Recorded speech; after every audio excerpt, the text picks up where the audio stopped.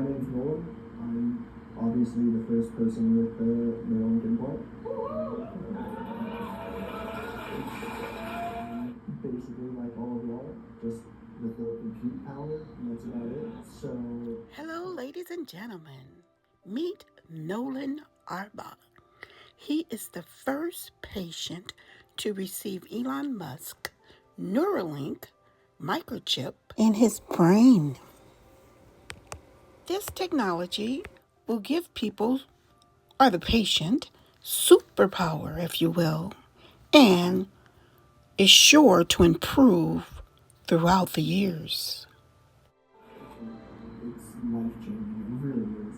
It makes being, it's gonna sound kind of crazy, but it makes being paralyzed really not that bad. Just thinking about someone, say, breaking their neck or dislocating their neck, going into a hospital, and 2 days later, or getting surgery, getting an implant, something, 2 days later, walking out, like that is just, it's such a real possibility now. And that it makes me like so happy that other people don't have to go through this. It's everything I could have ever asked for, and to be a part of it, and to be helping in some way, to be able to be useful in some way, it completely changed how I live. I'm waking up at 6, 7 in the morning, just excited for the next day, and that's something that I never thought would happen to me ever again. It's more than I could ever ask for. So thank you guys. Thank you so much. Remember that Nolan is the pioneer of this. But in the future, Elon and his team plan to use Optimus robot arms and legs for people without limbs and with brain and spine injuries. If you haven't already, check out my video on the Tesla Optimus robot. Welcome to Neuralink live update. We're going to tell you about the progress of the first patient with Neuralink, Noland, and do a recap of the progress there. Then talk about what changes we were making for the second patient, which we're hoping to do an implant in the next week or so. And this is for our first product, which is called telepathy, which enables you to control a computer or a phone just by thinking. So let's, in fact, so we'll start off with just some introductions. DJ, you want to start? Hi everyone, my name is DJ Sal. I'm an electrical engineer and a chip designer by training. I led the design of several generations of the Neuralink implant. Currently, I was on the founding team and currently a president. I'm Matthew McDougall. I'm a practicing neurosurgeon and head of neurosurgery at Neuralink. Yeah, go ahead. Head of brain interfaces application. And I'm Bliss. I'm a software engineer at Neuralink, trying to figure out how to turn brain activity into cool stuff. All right, thank you. So let's see. So we'll just get going into the presentation. Before they start the presentation, I wanted to give you all a little heads up on the two projects that they're working on right now. And the first one is called telepathy. And this one is for people or patients that have lost their connection with their brain and body. And that would be Nolan. And there's no need for these patients to have any type of control mechanisms. Astonishing enough, their brain will be their control mechanisms. And then Project 2, or they call it P2, is called Blind Side. This is for people who have lost their sight or are completely blind, have lost their eyes, or have lost their optic nerves.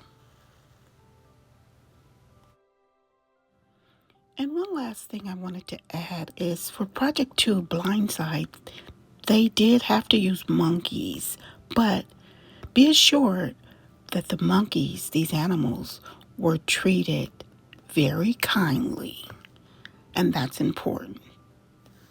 This guy, he's controlling this with his brain. So he's not, you can't see his hands in this video, but he's not using a mouse and keyboard, just thinking about how to move the cursor and No eye tracker. Right. There's no eye Completely- tracking. He's Correct. watching. He's, Like, this you is can watch it something. just thinking. That's it. Just a couple days. And cursor move here. That's Nolan on the far left-hand side. And he's not using a controller. He's playing this game. He's not using a controller. He has his mind focused on where he wants the cursor to move. And that's what Project One is all about. Telepathy.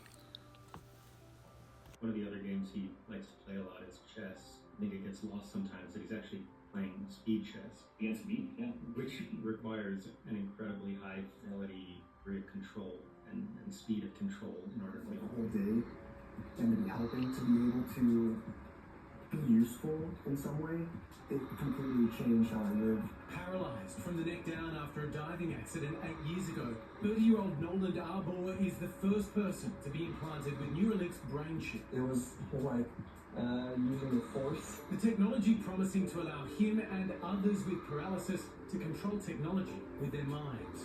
The device is designed to interpret your neural activity so you can operate a computer or a smartphone by simply thinking about moving. In less than 2 hours, 64 threads, thinner than a human hair, containing over 1,000 electrodes, are attached to a patient's brain, transforming a person's thoughts into actions. Noland's now able to operate an iPad, play chess, even dominate at Mario Kart. Impressed with all the work y'all have done. I mean, I did very little. I let them, cut open my skull and put something in my brain, and that's about it. I was asleep for all of it, so it was super easy. Y'all have been doing work for years, and I'm just so impressed with everyone I've met. And I don't know, it's amazing. It's amazing being able to tour everything and see, behind the scenes. It's fantastic. I can't express enough how awesome all of y'all are and how much this is going to change the world. I mean, I can already see it. It's been a month, and the month was like 2 days ago. And how much my life has changed and how much it's improved, not just my life, but the implant and the work that y'all are doing. It's been fantastic. And I can only imagine where this is gonna go. And y'all are really doing just the coolest thing in the world. I'm so happy to be a part of it. I feel so blessed to be a part of it. Like I said, I didn't do a whole lot to get selected. I just happened to align with everything that y'all wanted, that the study wanted, and really it was luck, basically. I am basically like all of y'all, just with the hardware in my skull, a bit more compute power, and that's about it. This guy you're about to see works for Neuralink. He is the data guy. He does nothing but statistics on different patients and their outcomes after their operational procedures. Very impressive person, but I want to take just one moment before bragging on his behalf about all the work that he's done over the past month. Also acknowledge his mother, his father, and his friend here in the front row. I've spent probably 8 hours a day plus at their home the last sort of month-ish, and I just want to acknowledge that none of this would happen without them. I mean, literally none of it, and it's a team effort the whole way. So just if I could have one round of applause for Nolan, but also their training. Yeah, and then I want to just talk briefly. It's sort of an impossible task to try to summarize the quantity of data and the impact that Nolan and his family have had over the last month, not just on Neuralink. I want to be clear, not just on Neuralink, but on the entire industry and what it means for the field in general. So I have a pretty impossible job of trying to summarize with a few statistics what that looks like, just to give you a sense of the kind of crazy, absurd amount of data and progress that we made in the last month. So the first is we've done literally only 12 BCI sessions so far. We've done 5 days a week, 8 hours a day. And for those of you who have worked in this field before, you know that this is not the usual thing to happen. If you've experienced with brain gate or previous clinical trials, it's typically a couple days a week for a couple hours. And by Monday morning, at usually around 11 a.m., we've usually surpassed what the normal is in terms of data collection for a week. The second thing I want to acknowledge is the amount of learning that we've taken away from those sessions. And so if you look at the next bullet point there, I asked Sammy to compute this, 271 pages of notes over those 12 BCI sessions. And it's to the degree that Google Docs actually doesn't load that document anymore. We had to start splitting it up day by day. And it's actually not just about, it just wouldn't happen with anyone. I want to emphasize that. Nolan has a very unique ability to give us useful comments on what needs to change to make our product better. His parents, his friends have given us similar comments, and these are pages of notes on what we need to change to make it better going forward. This is invaluable data. Okay, now to the raw stats. Lifetime, Noland has selected 89,285 targets in WebGrid. There is no one in the same league. It was one day, February 15th, Noland selected 762 in one day. For reference, the maximum I think I've ever seen any living creature do is probably pager before that, and it's in the low thousands. Not even close. It's like a multiplier off. Absolutely absurd quantity of data. The total number of left clicks Noland has done with his BCI, 111,000 left clicks. Right clicks, 35,000 right clicks. Okay, now for the most important stat of all. For those who know me, I'm a very competitive person. Noland is competitive but shows it in a slightly different way. And I've been playing chess with Noland for the last month, incrementally as his BCI has improved. And I want to be very clear that Noland will destroy me in any fair competition, okay? It's not a close contest intellectually. However, when the BCI is not working well enough for him to beat me, and the clock time is small enough, I have a chance. And just for the record, Noland has beaten me 7 times in chess, and has only lost 4 times. He's up 3 games right now. And the last 2 numbers I want to talk about, or maybe just the last number I want to talk about briefly, is the one on the bottom here. And it's, I think, in some ways, the most important metric from the last month. And it's the number of hours of Civilization 6 played between 10 p.m. and 6 a.m. using a BCI. And it's on the, or it's 7.6 hours. The next video I want to show, it's a very special moment to me because it's the first time that Noland is getting control of the computer cursor on the screen. So what you'll see in this video is Noland actually exiting the calibration experience and getting control of the cursor for the first time. So here we go.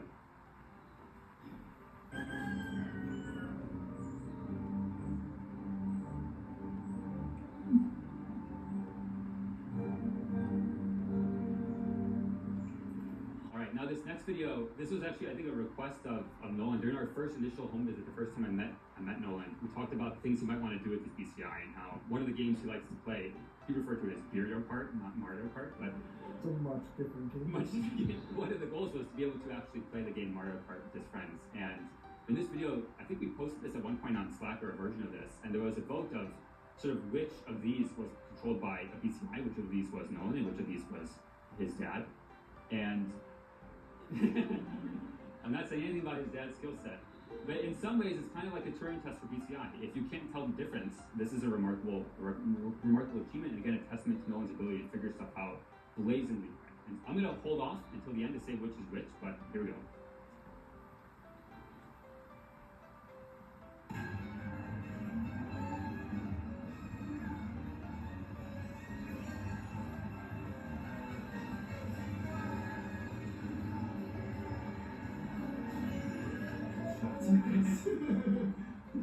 This guy over here.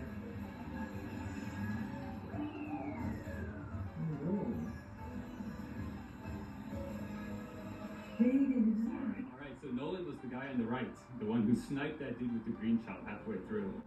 Yeah, it still blows my mind that Yoshi here has been controlled without moving any hand at all. It's just completely using BCI.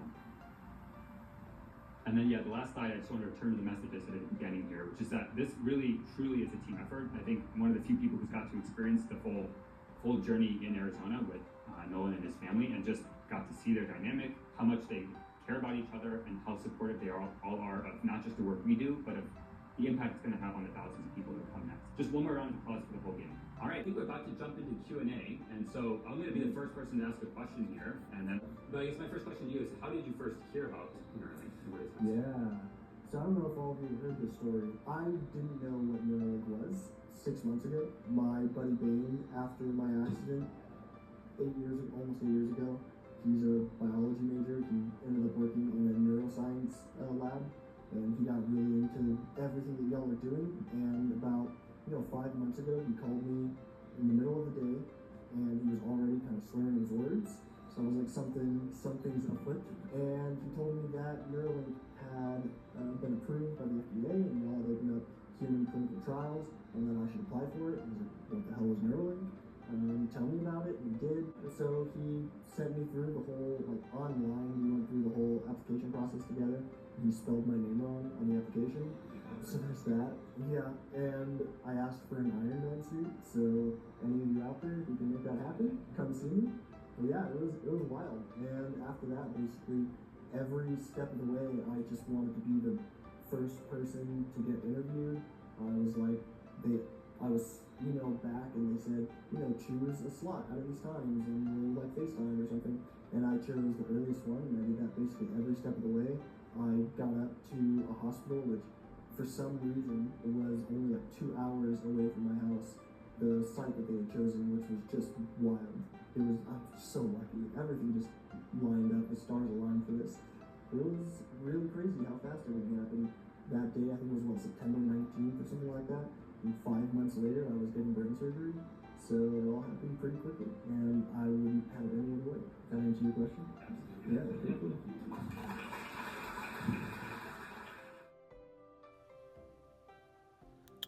This was really absolutely astonishing.